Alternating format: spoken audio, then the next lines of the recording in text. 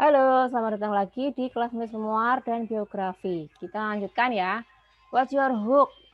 Apa kailmu? Apa umpanmu? Misalnya, I grew up on a farm and make a cranky cow. Aku tinggal di sebuah pertanian, perkebunan, dan minum susu sapi. I survived kanker by eating pecan pies. Misalnya aku sembuh dari kanker setelah makan pai piken gitu. Terus I went to Tibet to study Buddhism. Aku pergi ke Tibet untuk belajar Buddha. Terus ada so what stories-nya. Jadi cerita ini tuh berkisah tentang apa? Kalau misalnya tidak ada sesuatu yang menarik, maka pasti hook-nya kurang gitu kan. Jadi harus kita berikan sesuatu yang memancing pembaca, yang itu bukan sesuatu yang hal biasa. Memang harus berpikir outside of the box sih. How do I know if I have a hook? Ya, gimana cara supaya tahu kita punya sebuah hook? There has to be a purpose. Jadi harus ada tujuannya, ada direction to your story, ada arah menuju cerita kita. Itu adalah hooknya.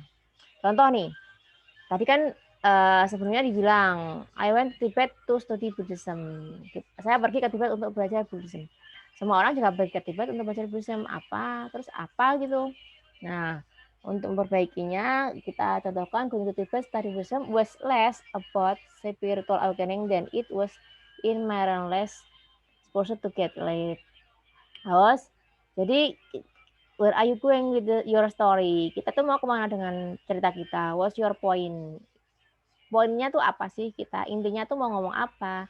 Is this a story with no roadmap? Apakah cerita ini tanpa peta tertentu? If so, how you are going to know when you reach your destination? Kalau begitu, tanpa peta itu, bagaimana kamu tahu bahwa kamu mencapai destinasi atau tujuannya?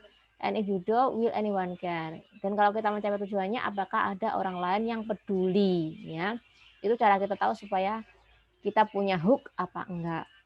Nah, terus kata Grace memoir itu ada yang inspirasional, ada yang edukasional atau menjadi ada true crime tentang kriminal, ada travel essay tentang perjalanan, ada humor ala Erma Bombeck, ada family issues, isu-isu keluarga ya. Jadi ada beberapa kategori memoir.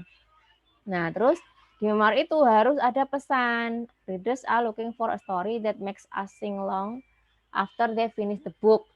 Pembaca itu mencari sebuah cerita yang membuatnya berpikir setelah dia menyelesaikan cerita itu.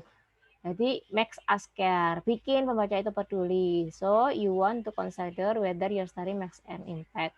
Jadi kita sebagai penulis itu harus mempertimbangkan mana-mana cerita kita yang berpengaruh, yang mempunyai impact, yang berdampak ya. And the way to do what is to have a message. Dan caranya harus punya sebuah pesan. Nah, good memoir itu yang memaksa kita untuk melihat ke dalam, untuk melihat kehidupan kita sendiri sebagai pembaca dengan different perspektif, dengan perspektif berbeda.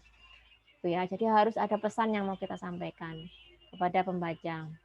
Sehingga pembaca bisa melihat ke dalam dirinya sendiri dan melihat keluar baca buku itu tentang sesuatu hal yang relate dengan situasinya tapi dari perspektif yang berbeda.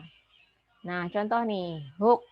Stick with me, kids. I'll show you the world. Bertahan denganku, anakku.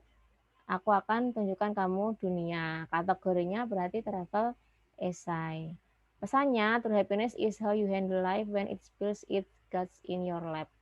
Jadi kebahagiaan yang sejati itu bagaimana kita menghandle kehidupan ketika kehidupan itu melempar kita ke kejalanan gitu ya, ke situasi yang tidak mengenakan. Nah, terus be yourself, speak freely and think small.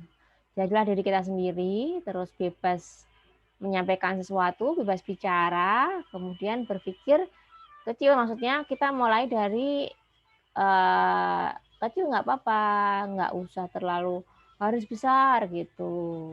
Kecil tapi dia relate dengan membaca itu juga disukai gitu ya. Terus recap. Jadi buku memoir ini tentang apa? Apa pesan yang mau disampaikan ke pembaca, terus sesuatu yang kita sampaikan itu harus universal, tapi diilustrasikan dengan sesuatu yang personal, yang diceritakan sepanjang memoir.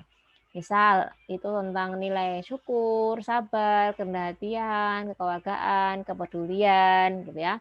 Begitu mendapat X faktor, kita harus temukan kata kuncinya dan membuat riset atau penelitian berdasarkan kata kunci itu.